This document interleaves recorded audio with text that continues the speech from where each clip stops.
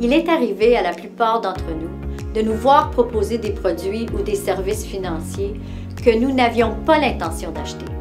Je parle d'offres d'assurance supplémentaire associées à une carte de crédit ou à un prêt hypothécaire, ou bien d'une augmentation préapprouvée d'une limite de crédit. Je sais qu'on m'a moi-même proposé des points de récompense, des cadeaux et des rabais spéciaux pour justement m'inciter à prendre des cartes de crédit. Ça vous est peut-être arrivé à vous-même, sur le campus, lors d'événements sportifs ou au supermarché.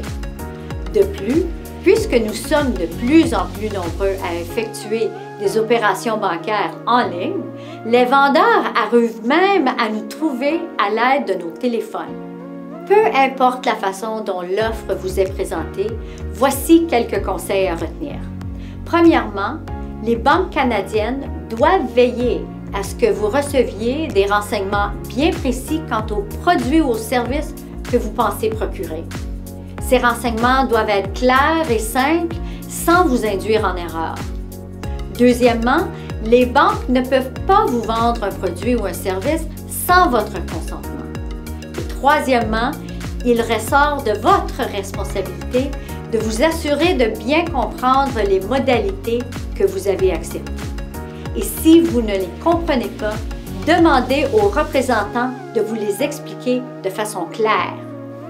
Je sais que cocher des cases sur notre téléphone afin d'accepter des modalités est devenu chose courante pour la plupart d'entre nous. Joindre des réseaux sociaux, télécharger des applications ou se servir de services en ligne sont des pratiques qui peuvent être rapides et faciles.